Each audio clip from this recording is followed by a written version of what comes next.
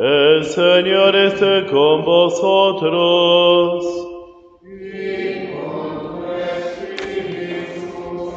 Lectura del Santo Evangelio según San Juan.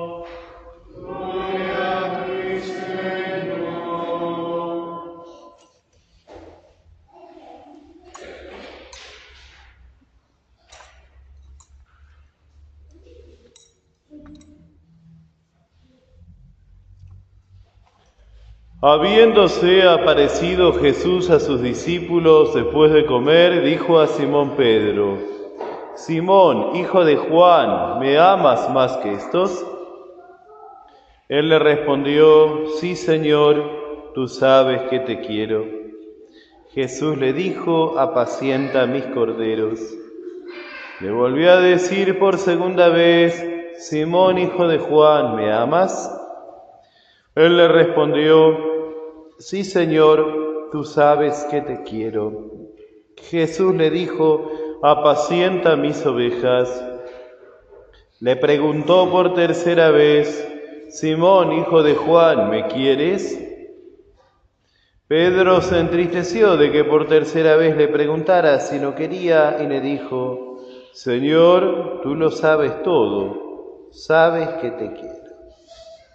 Jesús le dijo: apacienta mis ovejas. Te aseguro que cuando eras joven, tú mismo te vestías e ibas a donde querías, pero cuando seas viejo, extenderás tus brazos, y otro te atará y te llevará a donde no quieras. De esta manera indicaba con qué muerte Pedro debía glorificar a Dios. Y después de hablar así, le dijo: sígueme. Palabra del Señor.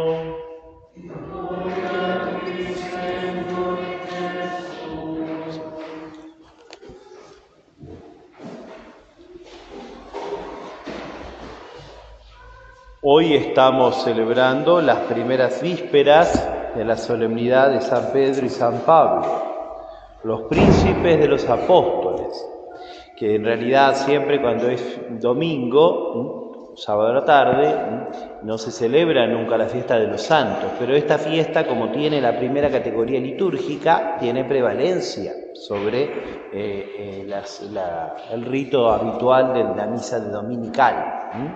Así que por eso hoy celebramos a estos santos, que son tan importantes, porque son como los dos testigos que aparecen en el libro del Apocalipsis, los dos testigos de la primera época de la Iglesia, de la época de los apóstoles, dos testigos que tenían la misión de instaurar la Iglesia. Como dicen los textos de San Lucas, el Evangelio y el libro de los Hechos, la salvación salió de Jerusalén, y porque los judíos la rechazaron, fue a instalarse entre los paganos.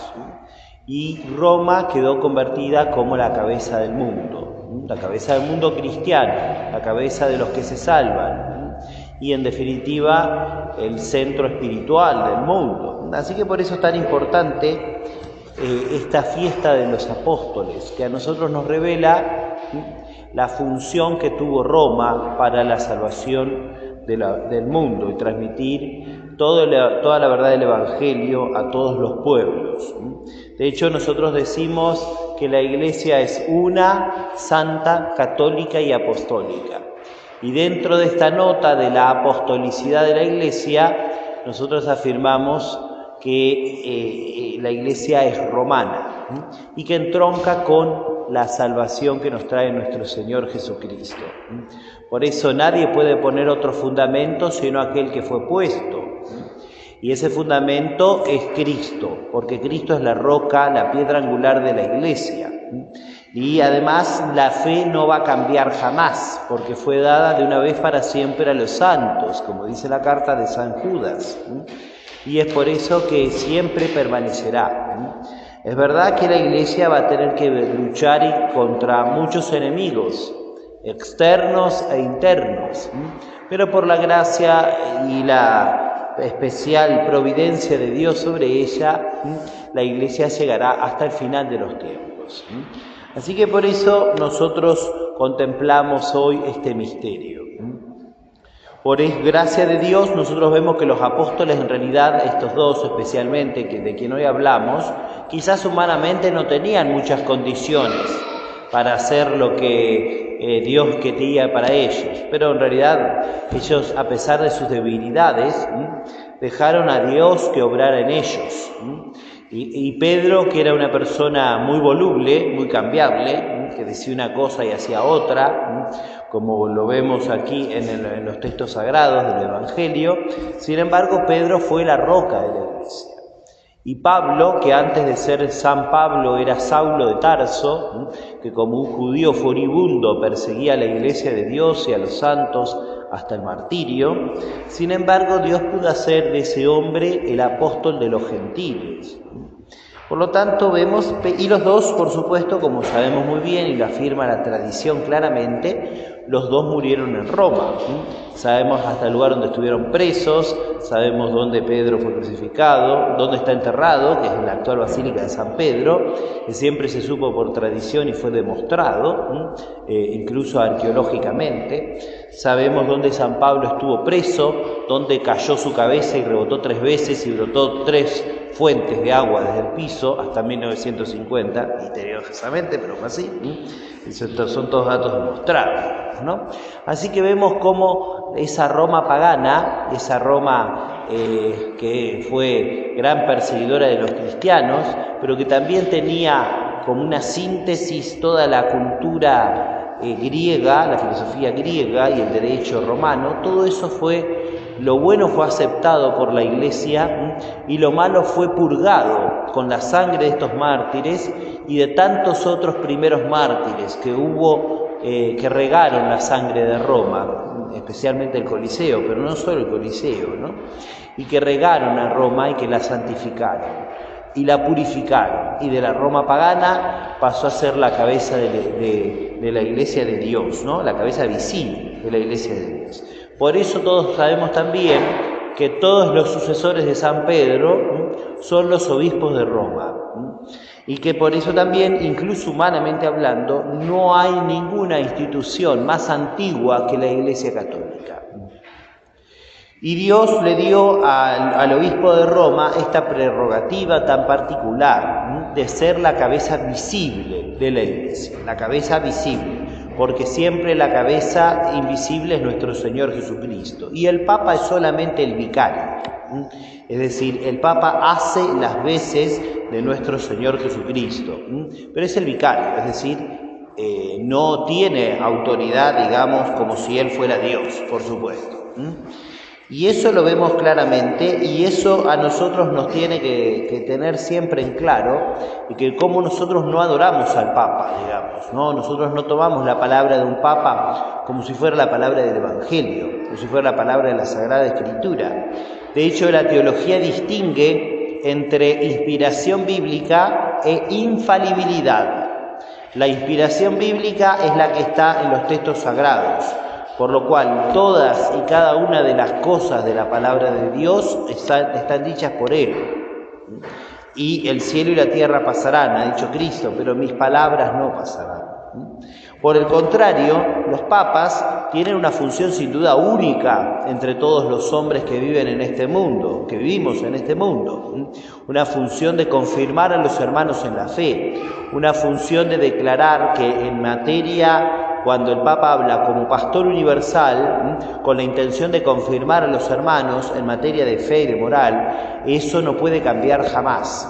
Eso se llama infalibilidad. Pero no quiere decir que todos los papas escriban los mejores documentos, o que sean los hombres más sabios, o que sean los hombres más santos. No quiere decir eso. Los papas que han pasado a la historia son especialmente aquellos papas que han defendido los derechos de Dios, que han declarado los dogmas, que han luchado en contra de las herejías, que han promovido la fe y que han luchado por el orden social cristiano. Pensamos especialmente en el Papa San León Magno, un papa muy importante que se ha dedicado especialmente a reafirmar la primacía de Cristo y en su famosa epístola 28 al patriarca Flaviano, arzobispo, patriarca de Constantinopla, recuerda la verdad de fe acerca de nuestro Señor Jesucristo, donde se dice que Jesucristo tiene una naturaleza humana y una naturaleza divina unida en la única persona del Verbo. Y como era la discusión con los monofisitas, que eran los herejes que negaban que Cristo tuviera dos naturalezas, un monje llamado Eutiques, entonces Flaviano fue al concilio convocado en Calcedonia en el año 431 y se leyó la carta de San León Magno, esta que he citado recién, a los cuales los presentes dijeron esta frase: Pedro ha hablado por boca de león. Si siempre que los papas, ¿no?, han confirmado en la fe a los hermanos, entonces el papa de turno, como en este caso San León Magno, no ha hablado en nombre propio, sino ha hablado por boca. Pedro ha hablado por su nombre, por sus labios o por su escrito en este caso. Lo mismo pasó con Agatón, cuando confirmó la fe al principio, ¿no? Entonces dijeron nuevamente los presentes: Pedro ha hablado por boca de Agatón. Y sin embargo, esta infalibilidad, insisto, no quiere decir que sean las mejores expresiones, porque a veces hay documentos históricos de los papas que han pasado. ¿Y por qué han pasado? Bueno, porque a lo mejor no era la mejor expresión de la fe, y que por eso nosotros, insisto, distinguimos entre inspiración bíblica e infalibilidad de los papas. Porque la Sagrada Escritura no puede pasar, porque toda y cada una de esas palabras son palabras de Dios. En cambio, los papas pueden tener expresiones ambiguas, expresiones que podrían ser mejorables, e incluso actos de gobierno reprobables, como por ejemplo cuando el Papa Liberio consintió con la deposición del mejor obispo de su época, el más luchador contra el arrianismo, que era San Atanasio. Entonces ahí hay un acto reprobable de un papa, como también fue reprobable que Honorio, el papa Honorio, no combatiera la herejía monofisita, de la cual hice referencia recién, y que por eso un sucesor de Honorio lo condenó a su predecesor. El Papa fue San León II, condenó nada más y nada menos que al Papa anterior. Pero imagínense si esto pasara, ¿no?, en una época más reciente, que hay menos formación para la Iglesia, ¿no? Uno diría, ¿cómo puede ser esto? Y fue justamente porque el Papa no cumplió con su deber, que era combatir la herejía. Él mandó una carta diciendo que no se hable de ese tema. El error se llamaba monotelismo, y la carta era para congraciarse con el patriarca de Constantinopla de ese momento, llamado Sergio. Por lo tanto, vemos que uno sabe que, como decía Don Bosco, hay tres amores del católico: el blanco de la Santísima Eucaristía, el blanco del manto de la Santísima Virgen y el blanco de la sotana del Papa. Hay tres amores del cristiano, pero estos tres amores tienen que ser entendidos en sentido análogo, es decir, en sentido semejante, porque nosotros solamente adoramos la Santísima Eucaristía. A la Santísima Virgen la queremos, por supuesto, y merece el mayor culto entre todos los santos, pero la Virgen no es Dios, así que nosotros no adoramos el manto de la Santísima Virgen. Y en un grado menor, podemos decir, nosotros también veneramos la palabra del Papa, también rezamos por él, también le pedimos que Dios lo asista, porque su fortaleza confirma la fe de toda la Iglesia y nos guía a nosotros en el camino que va al cielo. Pero no es la Eucaristía, la sotana blanca del Papa, tampoco es el manto de Nuestra Señora, porque como dijo el Papa Juan Pablo II, la Iglesia es más mariana que petrina, y esto siempre tenemos que recordarlo.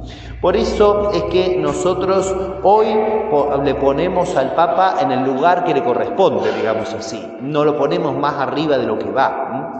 Como dice el padre Castellani, hablando de la infalibilidad pontificia, dice: la infalibilidad pontificia es un acto muy importante que Dios le dio al Papa, pero no es tan importante como lo creen los protestantes. Así que nosotros tenemos que tener el concepto justo, adecuado, preciso de esta verdad de fe que Dios ha dado a la Iglesia para iluminarnos en este mundo de tinieblas, en este mundo de confusión donde impera la dictadura del relativismo, en este mundo que tenemos que llegar a la patria eterna, pero con la luz de la Iglesia. Tenemos que pedirle al Papa que tenga fortaleza para guiarnos siempre por el camino del bien, que sus palabras sean siempre claras, sobre todo en este mundo confuso que vivimos. Tenemos que pedirle también a Dios que siempre tengamos un Papa que tome las mejores decisiones, que logre sacar o quitarle los cargos o dejar de lado a todos los lobos vestidos con piel de oveja que quieren confundir a las almas, como son los herejes, ¿no? Que sin duda hay muchos herejes mitrados, hasta vestidos de colorado, de cardenales, ¿no? Hay muchos herejes así. Entonces tenemos que pedirle a Dios que el Papa tenga la fortaleza para de a poquito decir, mira, a vos no te necesito, anda a un monasterio a rezar un poco que te hace falta repasar el catecismo de la Iglesia Católica. Tenemos que pedirle a Dios que nosotros siempre seamos buenos hijos de la Iglesia, que no nos dejemos escandalizar frente a los malos ejemplos de los pastores, que los hay y los puede llegar a ver también. Tenemos que pedirle a Dios que siempre permanezcamos fieles a la Iglesia y cuando muchos se renieguen o se hagan protestantes, como pasó en el siglo XVI, que media Europa dejó de poner al Papa como la cabeza visible de la Iglesia, entonces nosotros podamos decir junto con Santa Teresa, muero contenta, muero hija de la Iglesia.